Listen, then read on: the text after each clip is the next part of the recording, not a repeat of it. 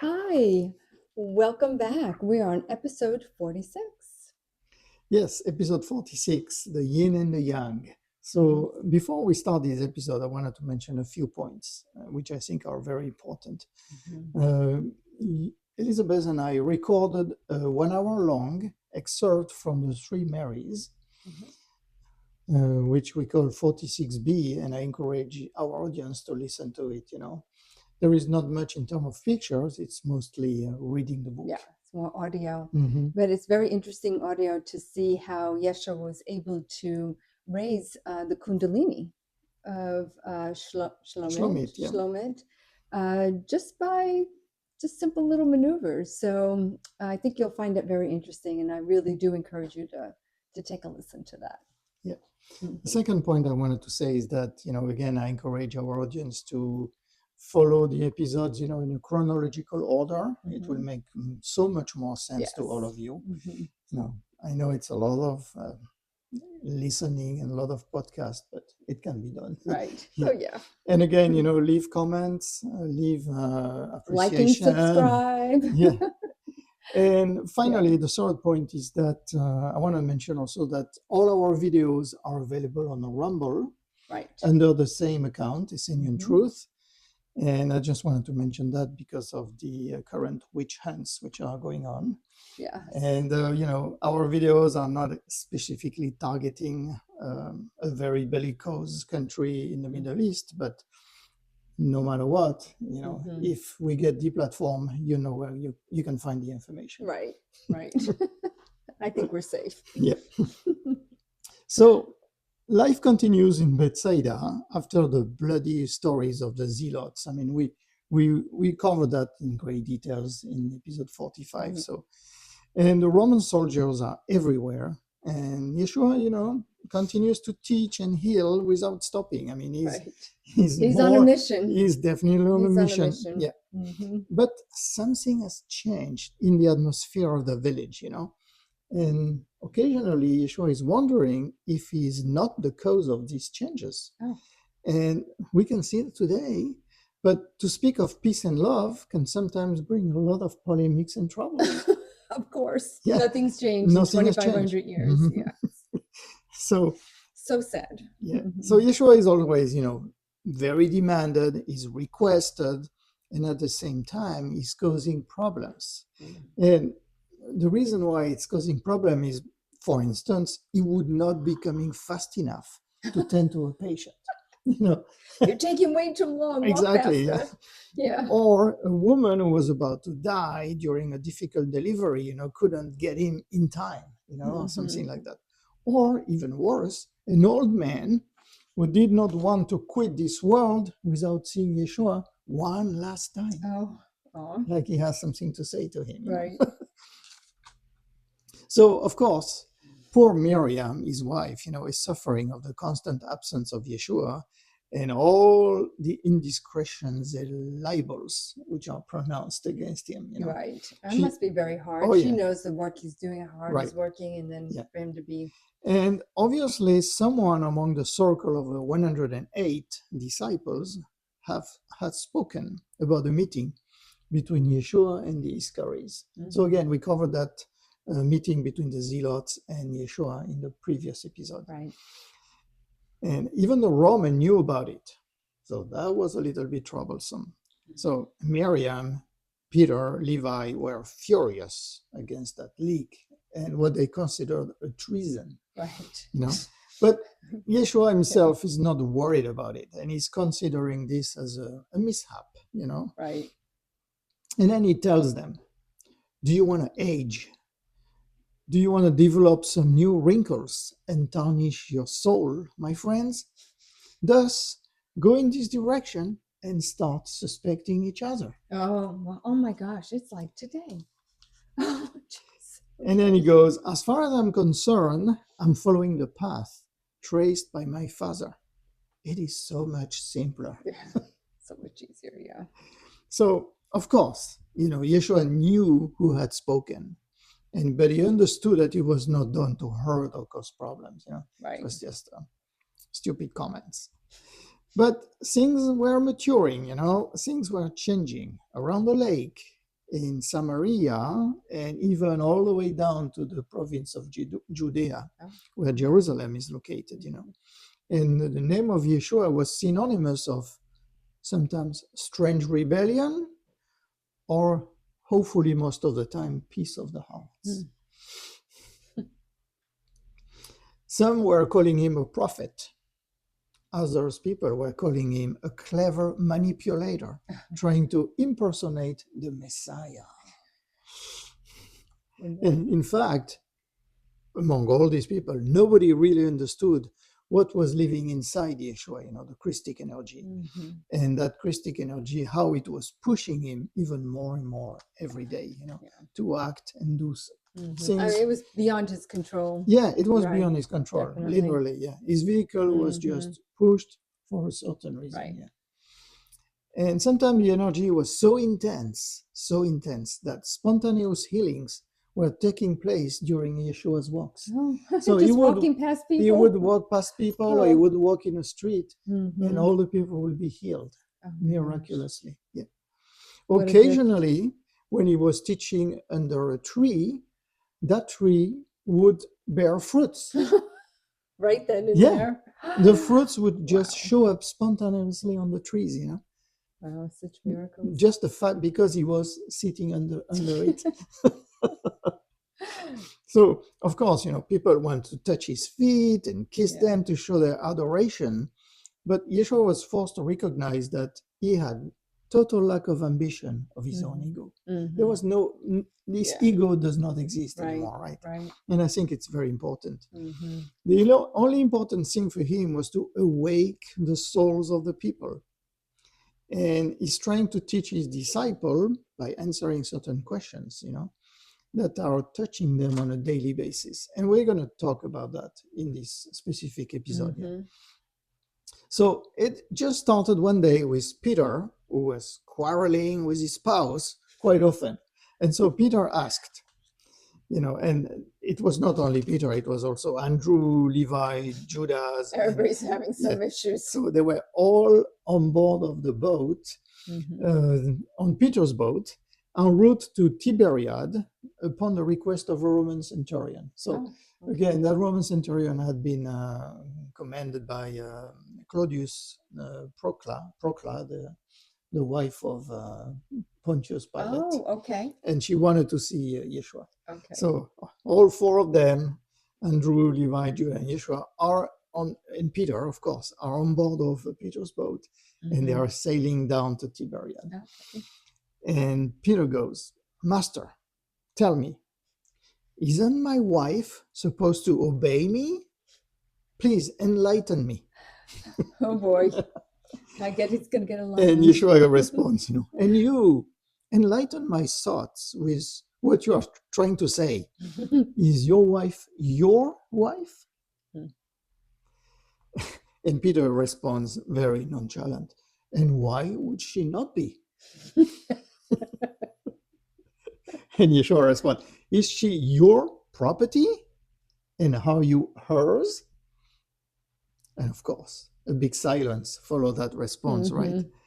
And Peter goes, "No, Master, but what?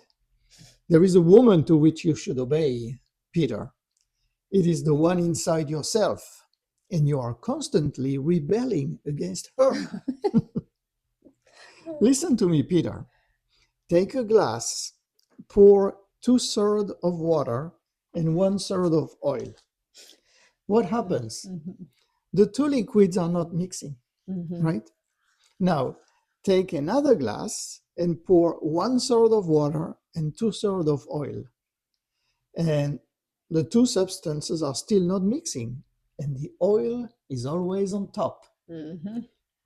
Thus, tell me, of the oil and the water, which one represents the woman, which one represents the man?" Well, it should be interesting.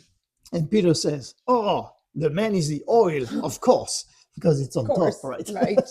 And it's the most. Yeah. And Yeshua says, "And for which reason?" And again, big silence, right? On the boat. Nobody can explain it. And Yeshua tells them, "Do not overthink it, my brother. The answer is because you decided it, and because your mother taught you this way. Mm-hmm. In truth, the oil could be your wife. Finally, why can't oil and water be man and woman in alternance? Mm-hmm. Right? And let's go even further. Why would there not be a power, a presence that could make oil and water to combine? Right. Mm-hmm. Aren't you all trying to know that power? Isn't that the reason you came to listen to me? So Peter goes, so you are saying that there is a woman in me? How can that be? Poor thing. He doesn't know about the divine penman that's in No, him. he doesn't know. Oh, So yeah. Yeshua goes, it is as natural as there is a man in each woman, and that our father is also our mother, Mm-hmm. that the one include the other, and reciprocally. Don't you have two eyes to watch life? And still their respective visions are merged to do only one vision, Mm-hmm. right? When you think about it, right? Are you rebelling against that?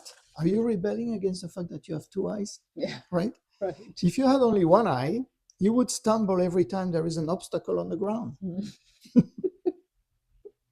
And I'm telling you all, as long as you are not accepting the truth, that principle that makes 1 + 1 equal not only 2, but 3, because of the love that pushes them to meet and then to merge. Uh-huh. Yeah. You will not be able to go through the threshold of the real unity. So He was being a little cryptic. I think he needed to be a little yes. bit more detailed as to help them understand. Mhm. Yeah. So because you are staying outside of the source, you will always be thirsty. Mm. So at that point, Judah intervenes. You are asking us to be perfect, Rabbi. And Judah is always a difficult Yeah. element, you know. Do you think that? The perfection is not important, but the burning desire to be is important. Mm-hmm. Because trying to reach the perfection induces an eternal struggle. Peace cannot be born of that principle, but only by going beyond it. Therefore, to desire more and to try to always be better can become a decoy. And Judas says, you're always telling us to not be lukewarm. I no longer understand. And Yeshua responds, this is why I'm telling you about the burning desire of the perfection, because this desire is wisdom. Mm-hmm. To go beyond oneself requires overpassing the reflex of the struggle. Try to meditate that, Judah. And, you know, the three other companions, Peter, Andrew, and Levi, are a little bit destabilized and confused by Yeshua's words, you know. Mm-hmm. They have a hard time accepting it. And it's kind of interesting, but every time Judah is asking a question, the dialogue was quickly terminated. Oh. Because his questions were always so precise and deep that the rest of the disciples could not follow up. Oh. Mhm. Okay. So let's not forget that Judah is actually a scholar. He has been, he received a lot of education. He reads multiple, I think he reads a couple of languages, Okay. you know, so He's been around the block. Yes, you could say that, yeah. Mm-hmm. But Yeshua appreciate the intelligence and the audacity of Judah, because they are creating new tracks of reflection that not everybody was capable to follow, you know. Right. Well, it's not easy. Yeah, so Yeah. Judah was offering this context of upscale or raised discussions that the rest of the disciples could not do. So Judah and Eliazar are actually the two best disciples. Oh, okay. Interestingly, They understand. Yeah. Yeah. So when the little boat arrives in Tiberiad, the small boat is handled by the two Roman soldiers with a lot of respect and deference. So obviously, That was nice. they were waiting for them. Mm-hmm. And the same centurion, which has been seen before, is leading Yeshua to the lavish home where Claudia, Procla, we know her under the name of Procla, the wife of Pontius Pilate, yes, is staying, and the rest of the disciples will be staying on the pier playing dice, and they are not invited. She only wants to see Yeshua. And Yeshua finds Procla much better than what had been described, She only had a big boil on her thigh, something that the soul projects sometimes on the body to get rid of some tensions. So obviously what she did, she probably described her ailment, pretended it was worse than it was. Right, exactly, in such a way that Yeshua could not, resist coming and seeing her. So Procla kneels in front of Yeshua, and while grabbing his robe, explained to him that she needed an excuse to talk to him. Her husband, Ponthius Pilate, the procurator of Judea, was in Tiberiad to inspect and review the garrison, but he refused to give her an escort to go to Capernaum. So because she could not travel to Capernaum, Yeshua had to come to her. Yeah. And according to Procla, a lot of bad words, libels, and accusations are being pronounced in Jerusalem against Yeshua. It's beginning. Yeah. So she felt like it was her duty to make Yeshua aware of this threat. Yeah. Oh, yes, you're right. It's just it's the storm. I mean, how do you call that? The calm before the storm. Yeah. And Yeshua smiled to her, and he asked Procla to show him the physical issue that she has. And of course, as he expected it, it was already healed. That's right, he walked into the room. Yes, and she just had a little pink trace, barely visible on her thigh. So Procla, seeing that and that miracle again, she started crying. She apologized again, and she asked Yeshua for a benediction. Okay. And at that point, Yeshua left her and went back to the pier along with the centurion. Centurion is always going along with Yeshua. Yeah. Yeshua is never left by himself with Procla. Oh, okay. There is always a Roman. I'm sure back then. Yeah. So Yeshua noticed the very light blue color of the centurion's eyes, and he asked his name. And the centurion responds, "My name is Caius Vorenus, Rabbi.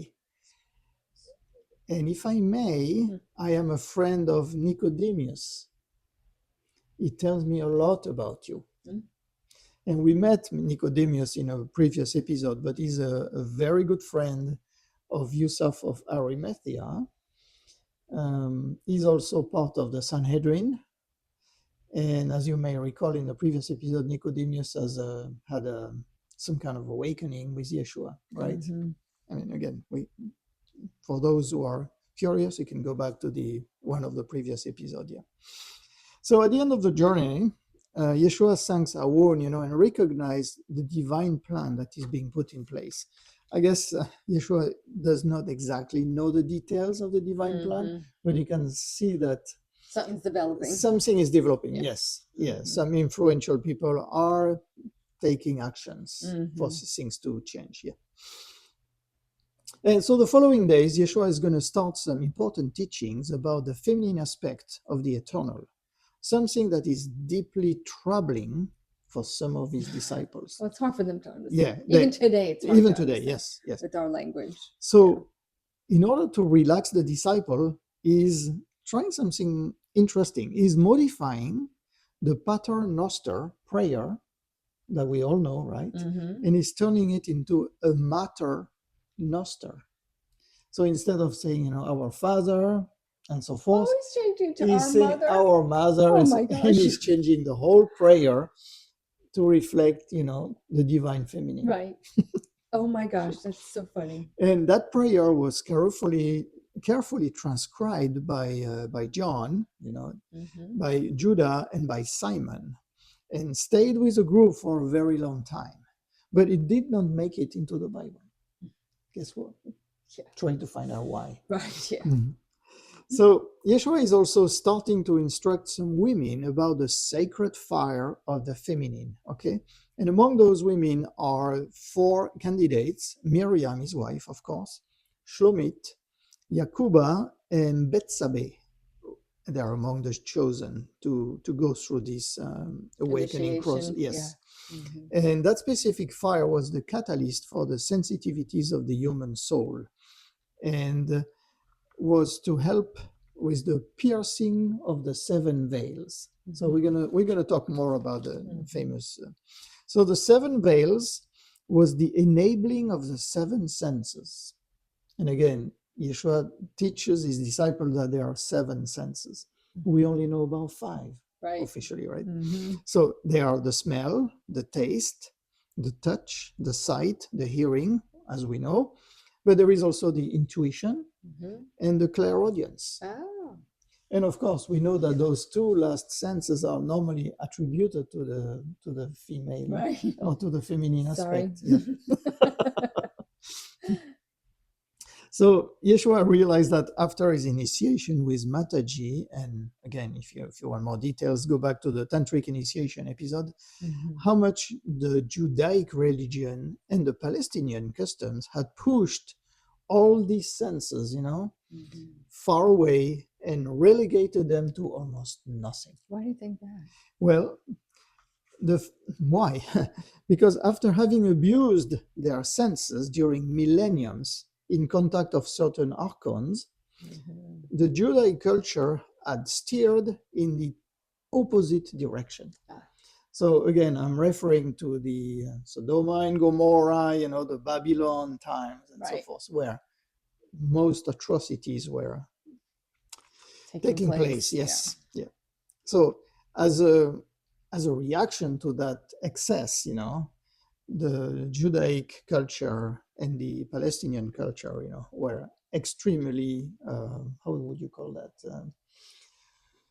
Very prudish and extremely. They went all the way the other yes, direction. Exactly. Yes. The pendulum swung. Right. And it swung all the way to one side. Yeah.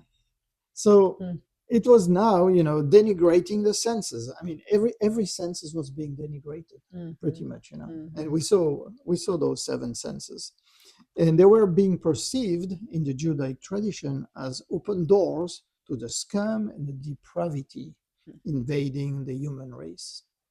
Yeah, it's very sad, but and the body was automatically dirty, and the world was split into two parts that could not be merged and reconciled. And those two parts are the male and the female. Right. So I don't know exactly how it is nowadays, but I suspect there is not much progress in that direction. I mean, this is the stuff they needed to be teaching. This is what they needed to teach. Yes. So Yeshua is therefore he's going to take small groups of advanced disciples, a male and female, to the desert near Jericho, and he's going to initiate them one by one. And this is what we have been, this is what the reading we did is all about. Yeah. So we encourage you to read it if you haven't read the book. Yeah. Or listen to it. Yeah. So in the secret and silence of tiny grottos and cells, he's teaching them the water and the oil, or the yin and the yang, by helping them dive into the true nature of their body and of their senses. So sometimes they would work alone, sometimes together as a couple, based on the color of their soul. And Yeshua is very aware of the criticism and libels that would be said, but it was necessary for what was coming. I mean, he had to do that. Right. Because he knew that, some of his disciples would be spreading around the world, or spreading in Europe, and other countries. Yeah. And they needed to be awakened. They needed to be initiated. They did. So they can teach all around the world. Exactly. Yeah. So for each sense, Yeshua was using 3 stages of initiation. No matter if it was hot, dry, or obscure, in such grottos or cells, it was necessary for each student to jump with both feet into the process. There was no hesitation. So the first phase is a descent in oneself, and it is successfully going through each one of the 7 senses. It was a concentration, a focus, or the manifestation of the senses on what was felt, perceived, and on the pleasure and joy that was deriving from it. Okay? Right. And again, if you listen to the reading we did, you probably will understand better what the first phase was all about. The second stage was requiring a more intimate approach of the sense. Concentration was to be focused on the invisible signal received by the spirit, okay, from the direct source of the sense. A reflection was then created, magnified, decoupled, and sweet to the soul because closer to its essence. Mm. So as a consequence, the physical body was manifesting sometimes, all kind of reactions. And one that comes to mind is an orgasmic reaction. The third stage was a meditative concentration, a unification of the sense and its fusion with the heart of the divine. The intent was to become the sense itself, a bridge between its most dense expressions in the physical and its primordial idea in the one, the divine. So this training was very profound, and shyness and prudishness had not been invited. So these exercises are touching the material of the human creation and of course the sexual organs, and the senses were returned to their sacred and natural keys, also far from all the cultural and religious aspect. Right. So there is a young woman, we listed 4 women, and one of them is Betsabe. She's a young woman who used to live in a high village in the mountains, but she was unable to bear a baby. Okay. And as such, she was accused to be possessed by an evil spirit. And she was rejected by her family. They basically kick her out. And she had arrived in Capernaum, completely lost and begging. And Miriam, the mother of Yeshua, had rescued her. Oh, And, she was basically... taken her in. Yeah, she was part of our family, Okay. Nice. And this training had changed Betsabe completely, And after leaving the piercing of the 7 veils, she told Yeshua the following. She said, Master, I lived things for the first time, things inside my body, and I do not know if it is bad or if it's just... So Betsabe, of course, is speaking of her physical reaction. And for the first time in her life, she had experienced an orgasm as a woman. And this is with no actual sex No, act. This absolutely, is just yes. the energy that's The running energy, through the yes. Kundalini. Right, exactly, yeah. Mm-hmm. Yeah, and I'm glad you say that, Yeah. yeah.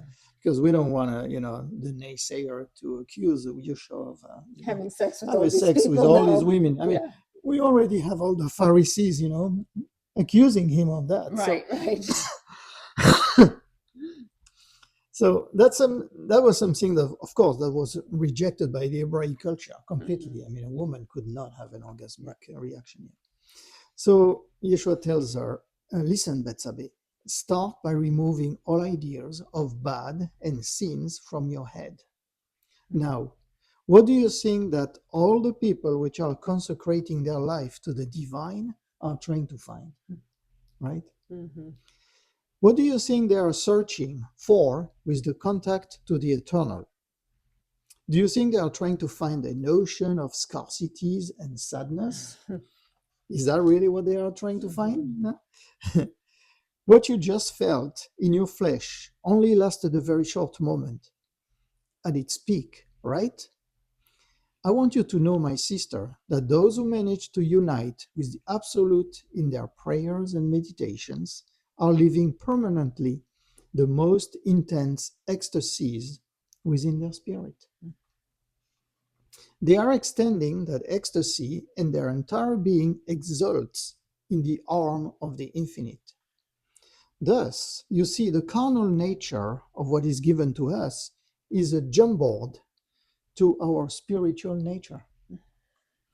One is the extension of the others, and reciprocally, they only conflict in the world of ignorance. And we are still in this world of ignorance. We're still in the world of ignorance. Oh Yeah, my gosh. completely. Yeah. And our world at this time is a world of ignorance, waiting to be healed. It was the same 2000 years ago. Therefore, when bless these instants that you just experienced, because they are the premises, poor and short, of what is your inheritance in spirit. Love is not only pleasure, not only joy. Its development is ecstasy, fusion, and felicity. Do you want more than anything? Do you want to get close to it and live it? And Betsabe said, yes, Rabbi. Therefore, remember this truth. Love is never given, never taken. You have to learn how to recognize it and tame it patiently. You have to collect it, multiply it, and resow it. Only then will you know what it means in its immensity. And so our Betsabe will never forget these words, and she will be actually one of the first to teach other women about her experience and how to awake, this feminine principle inside them. And sometimes she will be risking her life, but she will teach other women the greatness of the temple, which is called the human body. And like Miriam, Shlomit, and a few other women, her voice has been censored, squelched, locked, and choked. Yeah. It's usually the first thing, the Right. throat chakra. By centuries of patriarchal discourses, Right. and the Bible is no exception to that. Right. Yeah. A few male disciples will also go in that direction. And just to name a couple of them, the voice of Jacob. Jacob is, I think he's the youngest brother of Yeshua. And he likes women very much. We mentioned that in a previous episode. Yeah. He adores women. So Jacob, Simon, Tade, and of course, the main disciple known as Eliazar, Yohanan, and John, right? So they all had understood that the sex was only there to awake the flesh, that it could and must be other than the perverted expression of an horizontal and reptilian energy. So Yeshua, also to have procreate too. Yeah, of course, yeah.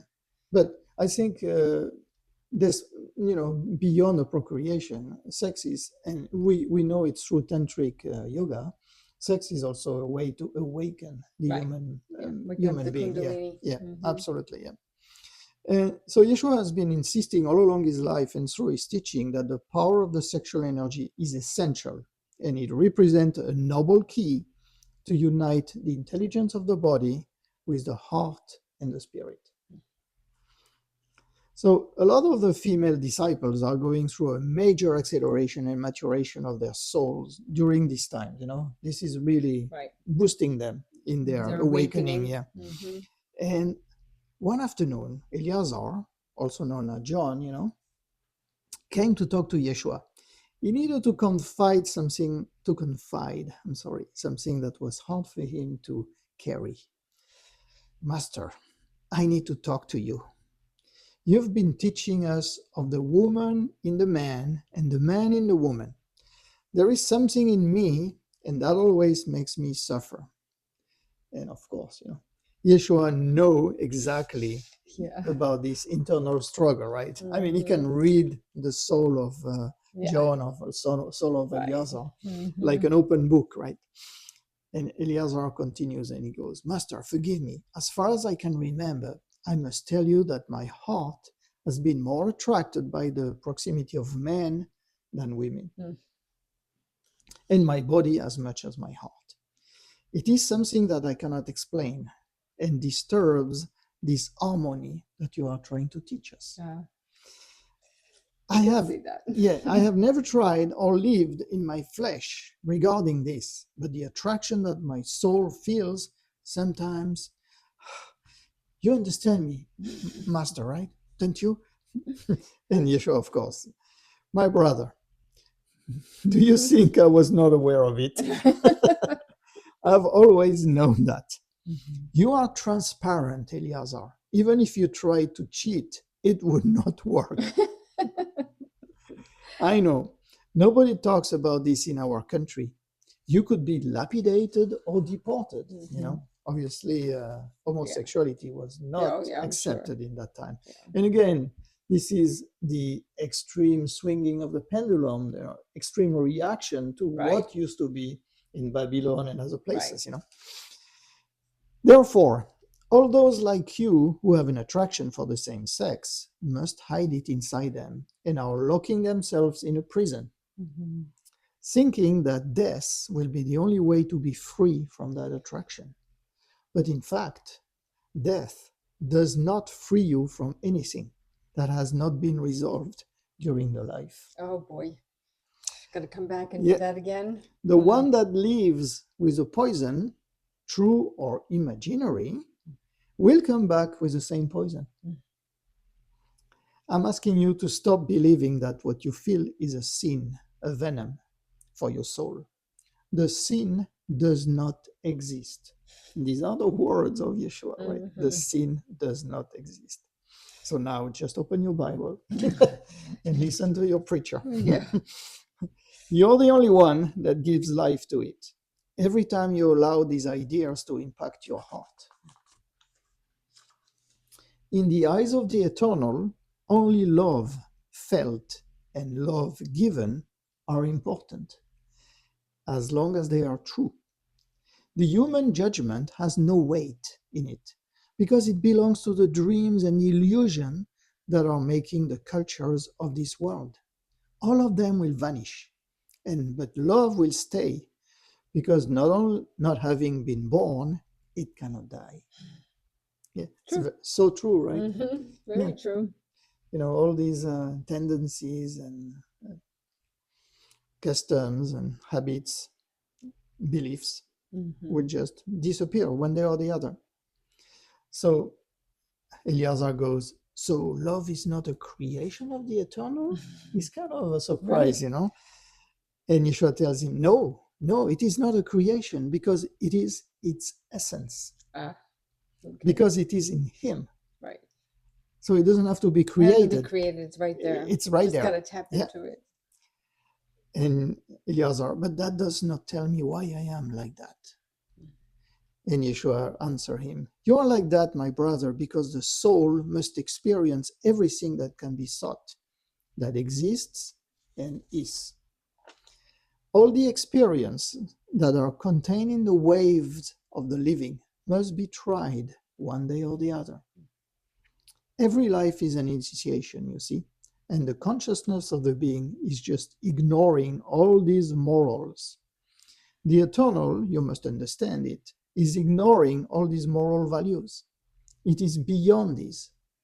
From one life to the next, all the men and women are trying to find what they lack, what they miss, this part of themselves which will make them whole.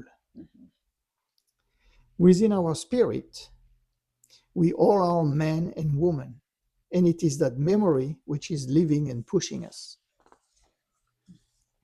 And so Eliazar is still not completely convinced. Yeah. So he goes, Master, the Greeks are saying that there are three kinds of spirit. Those who are man-woman, those who are woman-woman, and finally those who are man-man. I wonder if my spirit would not be one of them. And Yeshua has a big laugh and says, forget about the philosophy, Eliazar. I'm not a philosopher. The attraction of a man for a man and a woman for a woman has nothing to do with what the Greeks think. Right. It is the sign of a void created by the lack of synchronicity between the aspiration of the soul and the tendencies of the body. Okay. It can happen. And that for some reason, that the body of man can be driven by a female soul and reciprocally, right? Right. We can have that. And Eliazar, do you see me like that? No, of course. But it was a time when your male soul was despising other males. It was a very long time ago, but that memory is inside you, like a scar, which you have tried to erase for multiple lifetimes, because you think it is a sin. Yeah. Eliazar, John, you wanted to know, and now you know, because you have the strength to look and analyze. And at this point, our poor Eliazar is crying. Aw. And he goes, how can that be? And Yeshua responds, I told you, in this world, you all are incomplete. And as such, you are trying to find what can improve you. Know that the straight line does not exist in the universe because everything is curved. Mm. And Eliazar says, incomplete?